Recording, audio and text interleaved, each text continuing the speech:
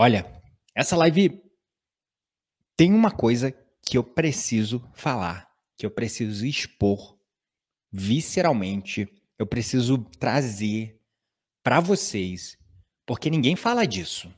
Sério, ninguém fala disso.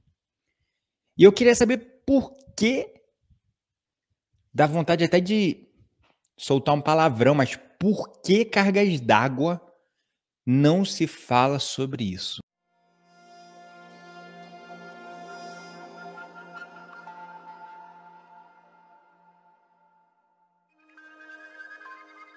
Vamos ao tema, porque, olha, isso é uma coisa que eu vou contar até com a ajuda de vocês para me ajudar a divulgar isso, espalhar isso, porque não é possível que não se fale sobre isso de uma forma abrangente, de uma forma realmente a atingir todos os públicos. E essa coisa tem a ver com estudos publicados. Estudos, pesquisas. Então, tem um fundamento científico. Vocês sabiam que os distúrbios de ansiedade e a exposição ao estresse crônico promovem e estão diretamente ligados à perda de memória? Pois é, a perda de memória. Segundo um estudo publicado por P. Werner, da International Journal of Geriatric Psychiatry, e também um estudo publicado nos Estados Unidos pela Behavioral Research and Therapy em 1995, ok? E tem uma série de outros estudos que fazem a conexão direta da perda de memória com a ansiedade. Então, não é de se estranhar, tá? Pessoas envelhecendo e desenvolvendo algumas doenças de ordem degenerativa, e isso leva, no caso, muitas vezes ao Alzheimer. A minha avó mesmo, vou dar um relato pessoal aqui e conforme eu fui me aprofundando nesse mundo, eu vou explicar para vocês o porquê, para vocês entenderem como são os mecanismos no corpo e como a gente, diante da exposição prolongada ao estresse e ansiedade, nós vamos, primeiro, perdendo a nossa capacidade de absorção de informação. Então, para quem está estudando, fazendo concurso, vou dar algumas dicas aqui bem interessantes, tá? Bem interessantes para que você possa combater a ansiedade e o estresse e ter melhores resultados, melhor performance nos seus estudos. Principalmente quem está fazendo aí, bom, a minha audiência é um pouco mais velha, então não creio que tenha alguém fazendo vestibular, mas concurso sempre tem alguém estudando para concurso, fazendo faculdade e tal. Então, a ansiedade e o estresse atrapalham também nisso, atrapalham muito nos nossos resultados, na nossa performance no trabalho também. Então, é muito importante a gente observar, e eu vejo isso claramente na história da minha avó, minha querida avó materna, que foi praticamente minha mãe, né? Minha avó-mãe, Maria Aparecida. A minha avó, ela foi uma mulher sempre batalhadora, e ela perdeu o marido dela, o meu avô materno, o Paulo, né? Muito nova. Ela perdeu, eu não sei quantos anos ela tinha, ela devia ter uns 20 e poucos anos. Eles tinham vindo de Mato Grosso do Sul, para o Rio de Janeiro, construir a vida aqui, né, com 5 filhos pequenos. E aí o meu avô, ele desenvolveu um câncer de estômago e veio a óbito, faleceu.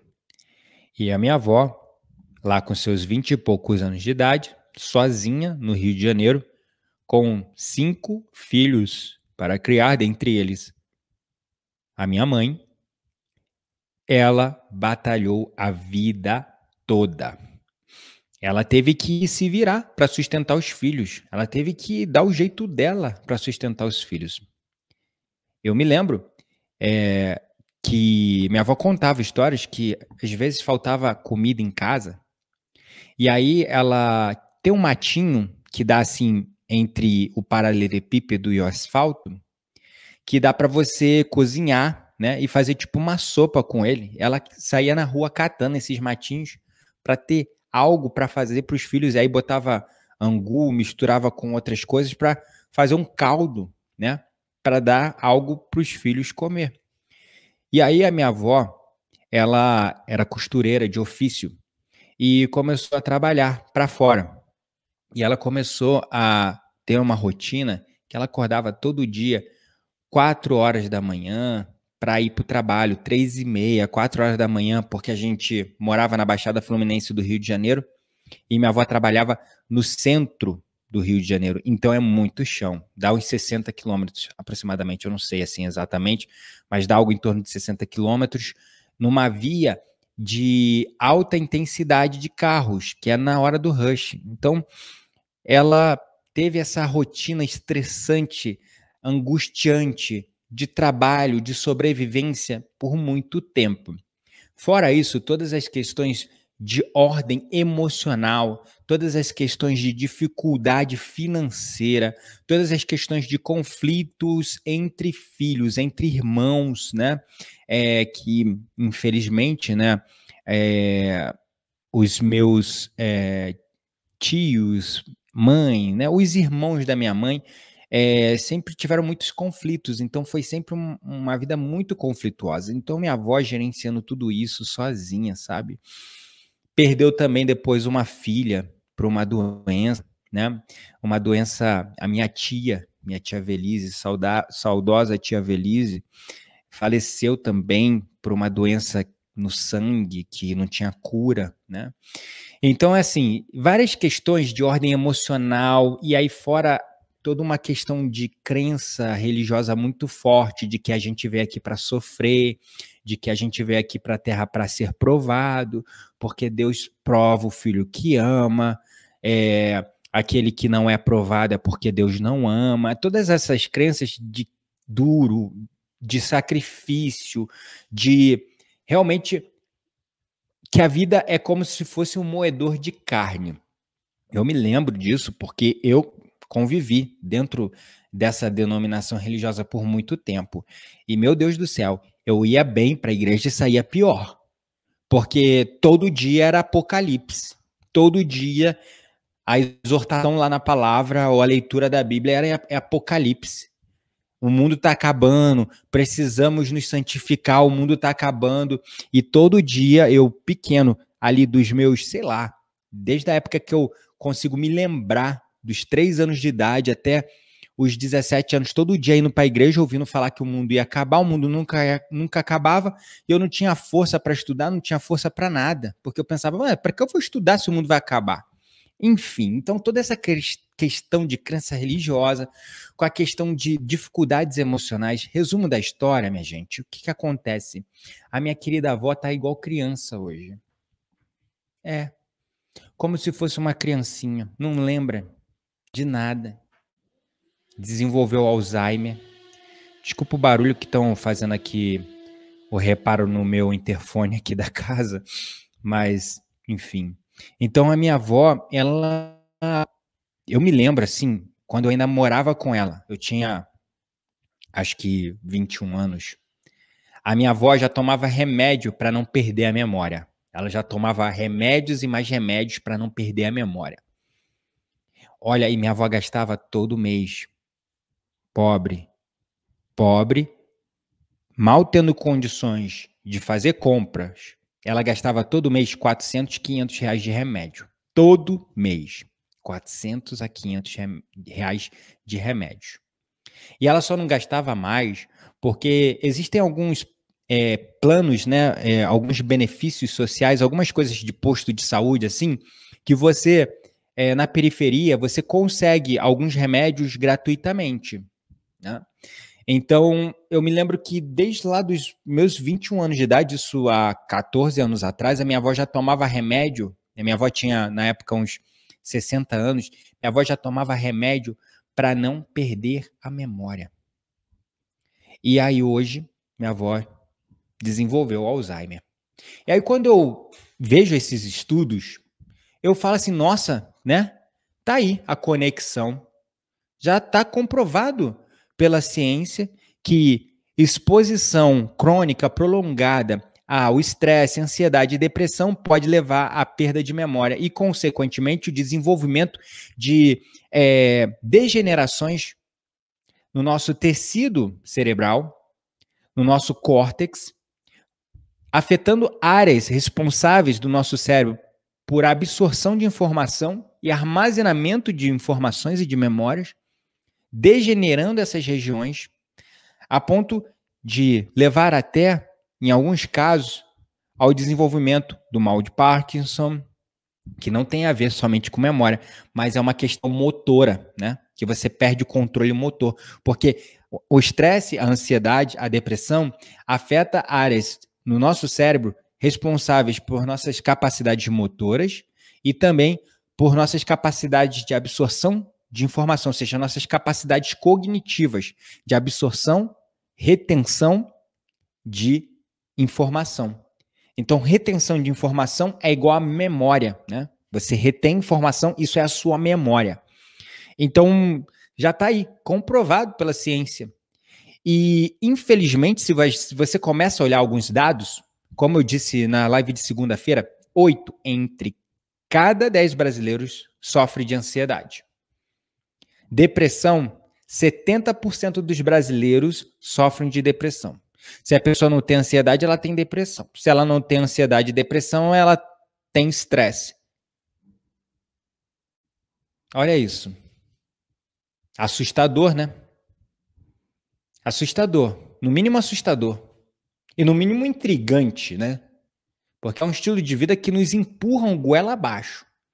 Que a vida é um moedor de carnes, que para você ter sucesso, você tem que se sacrificar, que você está aqui para sobreviver, que você tem que enfiar a unha na carne para conseguir algo. A crença do esforço, que tudo tem que ser no esforço. Aí as pessoas vão crescendo tensas, ansiosas, estressadas, angustiadas, nervosas, e vão acontecendo as coisas na nossa vida, né? As memórias ruins, as coisas que vão criando rupturas na nossa alma. Todo e qualquer tipo de trauma ou questão emocional forte, negativa, vai criando rupturas na nossa alma. Então, nós vamos rompendo o nosso tecido cerebral, o nosso tecido energético, afetando o nosso corpo. Porque é a soma, né? A soma. Nós não somos só mente, nós não somos só corpo, nós não somos só espírito. Algo que afeta a mente, afeta o corpo e afeta o espírito também. E algo que afeta o espírito, afeta a mente e o corpo também. Somos integrados. E você olhar só para uma das áreas da sua vida, por exemplo, se entupindo de remédio, para, de alguma maneira, auxiliar o seu corpo na produção de determinados químicos e hormônios para tratar questões, porque sabemos que Alzheimer e mal de Parkinson não tem cura, como dizem na medicina alopática normal. Só tem tratamento. Então, é muito importante a gente observar, porque a gente tem que parar de encarar como normal ser ansioso, minha gente. E a gente tem que parar com essa narrativa aqui, ó. E desculpa, Terezinha, o meu trabalho às vezes é dar uns tapas quânticos aqui. Eu tento sempre falar no amor, mas às vezes eu preciso ser duro, mas no amor mesmo, para que vocês possam despertar. A gente tem que parar com essa narrativa, como você colocou aqui, Terezinha. Nossa, Gabriel, eu sou muito ansiosa. Quando você fala eu sou ansioso, eu sou ansiosa, você está se identificando com isso, você está se definindo como ansiedade. Você não é ansiedade. Você não é isso. E isso não pode, não deve mais ser encarado como algo normal. Não pode, gente. Pode ser comum. Pode ser comum. Mas não pode ser normal ser isso. Ser ansioso, estressado, ser depressivo. Não pode ser normal. Então vamos mudar essa narrativa eu sou ansioso para eu estou ansioso, eu estou depressivo, eu estou estressado. Porque a maneira como você se comunica internamente reflete também na sua psique, que vai refletir no seu corpo e você vai se tornar isso. Porque você está se identificando com isso. E palavras têm poder. Você está vibrando essas palavras, isso está afetando a sua frequência. E aí você se identifica de tal maneira, porque quando você começa a ver um vislumbre de não ser mais isso, você até sente medo de perder a ansiedade, né? Então, isso é muito importante a gente observar, tá? É muito importante a gente despertar para isso. Pode ser comum ter ansiedade, depressão e estresse na sociedade de hoje, mas não pode ser normal. Não pode. A gente tem que parar de fazer disso uma normose, porque normose é distúrbio também. É desequilíbrio. Normose é transtorno. Tratar coisas como normais é você se relegar aquilo, baixar sua cabeça e achar que aquilo é uma verdade. Então, ansiedade, depressão, estresse pode ser comum, mas não pode ser normal, minha gente. Não pode ser normal. E aí, os malefícios disso, a gente paga a conta lá na frente. Vamos prestar atenção, meus amados, minhas amadas, para isso. Porque a conta a gente vai pagar. Se você continuar falando que você é a ansiedade, que você é a depressão, que você é o estresse, né? Falando eu sou ansiosa, eu sou estressado, eu sou depressivo. Se você continuar nessa narrativa, você vai se tornar isso. Você vai se tornar isso.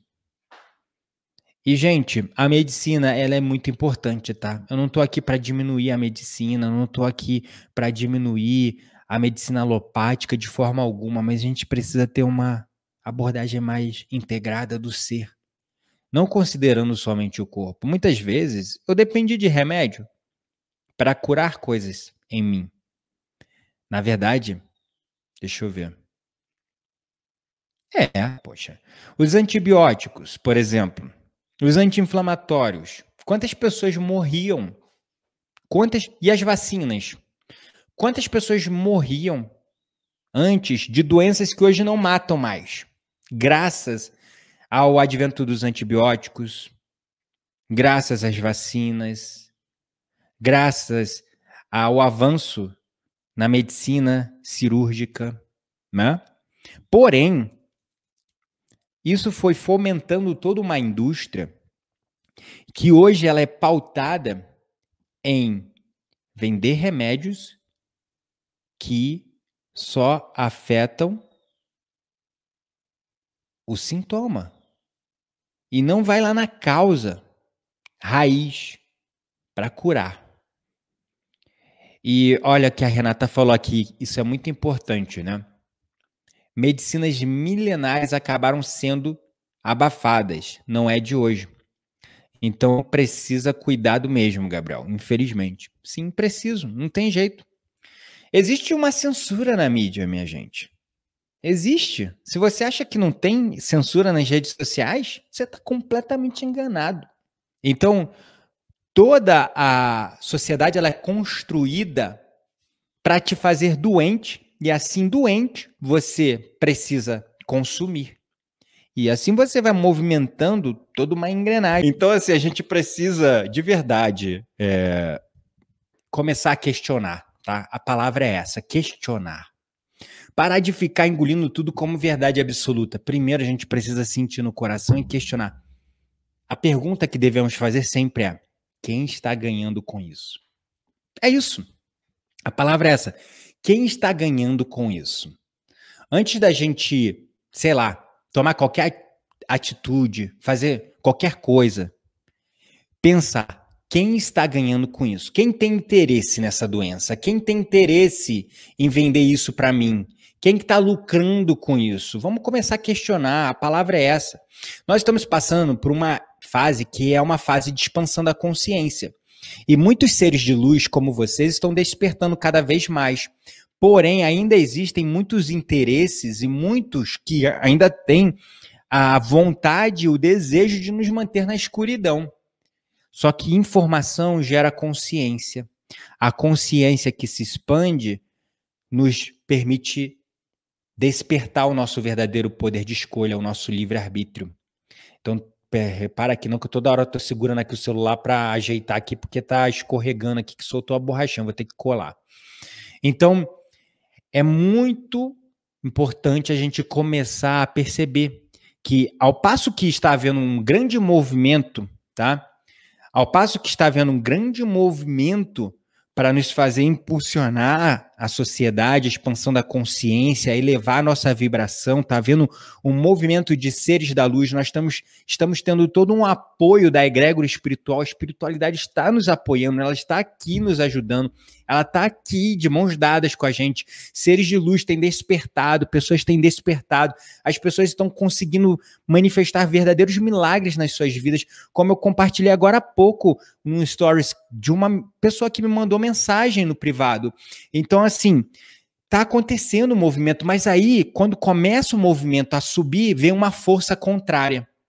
Aí acontece uma pandemia, aí acontece sei lá o que, gente. Não quero nem polemizar demais, tá? Quero nem polemizar demais, porque senão daqui a pouquinho estão cancelando minhas contas nas redes sociais. Se não cancelam meu CPF, cancelam minhas contas. Tá bom? Então, vamos despertar, abrir os olhos e perceber, tá? Ansiedade, depressão, estresse podem ser, sim, coisas comuns. Porque foi o estilo de vida que a sociedade nos impôs.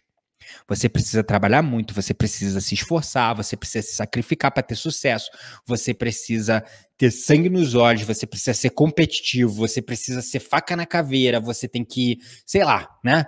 Esses motivacionais baratos aí, né? Onde você tem que matar um leão todo dia, você tem que botar um leão para correr atrás de você todo dia.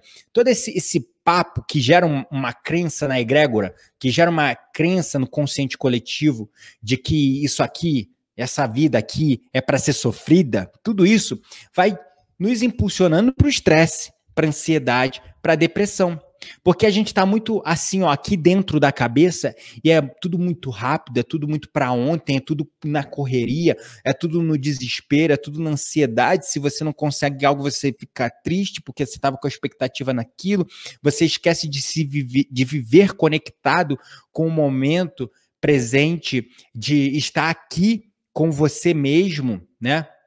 De estar neste momento presente. E aí, o que acontece? Você vai desenvolvendo ansiedade, vai desenvolver... Primeiro vem o estresse, daí vem a ansiedade, daí começa a vir a depressão, daí começa a vir vários distúrbios de ordem emocional, psicológica, e tudo isso está afetando também o seu campo morfogenético, o seu DNA. A sua genética está sendo moldada para o estresse e para a ansiedade. E aí as pessoas, para afirmar isso mais, começam a fazer afirmações que são profecias autorrealizáveis. Quando elas falam, eu sou ansioso, eu sou estressado, eu sou depressivo, elas estão fazendo uma profecia na sua própria vida, uma profecia autorrealizável. Então elas estão profetizando nas suas próprias vidas o estresse, a ansiedade, a depressão, porque é assim. Porque a sociedade é assim, porque é normal, porque 70% das pessoas têm depressão, porque 8 entre cada 10 brasileiros têm ansiedade, porque o estresse é normal, tá tudo bem, né? E aí, esse tá tudo bem, tá fazendo o quê? Tá alimentando uma indústria de doentes, que movimenta uma indústria que é muito, bilhões e bilhões com isso, às custas da nossa saúde, da nossa qualidade de vida, do nosso bem-estar. Então, é importantíssimo a gente sair dessa normose de que ansiedade, depressão, estresse é normal. Não é normal, não, gente. É comum, mas não é normal. E a gente precisa começar a perceber que porcaria, gente, eu quase soltei um P, né? Que eu fico pé da vida. Que a gente se preocupa em fazer tanta coisa, né? Lavar o cabelo, escovar os dentes, a gente faz a higiene bucal, a gente faz a higiene corporal, depilação, faz tanta coisa. Mas quando se trata de parar um momento para respirar, se conectar com nós mesmos em meditação, as pessoas acham perda de tempo, acham que não consegue, que não dá, né? E aí é muito importante, ó, como a Maria Aparecida acabou de colocar aqui, né, no YouTube, os exercícios respiratórios e as meditações realizam curas extraordinárias em nossas vidas. Então nós temos a nossa farmácia interna já. E como a Maria falou aqui, complementando, normal é ser saudável, né? Normal é ser saudável, minha gente. Normal, isso é normal. A gente precisa começar a se conectar mais com nós mesmos, começar a buscar a nossa farmácia interna, começar realmente a despertar para essa importância dessa higiene mental, espiritual e energética. Porque você faz a higiene corporal, tá toda cheirosa, bonita aí, né? Bonito, tá tudo arrumado, tô aqui, ó, cabelo cortado e tal. Mas e a higiene mental? E a higiene emocional? E a higiene espiritual? Tu tá com ela em dia? A depilação tá em dia, né?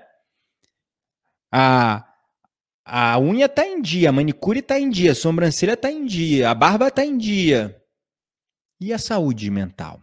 E a sua saúde, a sua higiene emocional, a sua higiene energética, a sua higiene espiritual? Você tá indo nesse spa que é dentro de você? Não, né? Não tá. E aí, acaba sendo comum, mas não normal, a ansiedade, a depressão e o estresse. Então, eu espero de verdade que essa mensagem, de alguma maneira, tenha aí impactado vocês, tenha feito cair mais uma sementinha de consciência, de despertar, acima de tudo, de questionamento. Aquilo que você sentir como verdade no coração, guarda. Aquilo que não, apenas descarta. Faça isso para as minhas lives, faça isso para o comercial que você vê na TV, faça isso para a série que você vê na Netflix, faça isso para as notícias que você vê no telejornal. Aquilo que você sente como verdade é o que te empodera. Guarda. Teu coração está dizendo, essa informação me empodera. Aquilo que não, desliga a TV e descarta, minha gente. Vai ficar vendo violência para fomentar, alimentar ainda mais essa crença de que essa vida é sofrida, de que essa vida é um campo de batalha? Será que vale a pena? É? Então, como você está alimentando a sua vida? É? Vamos prestar atenção nisso e filtrar a verdade deste lugar de questionamento.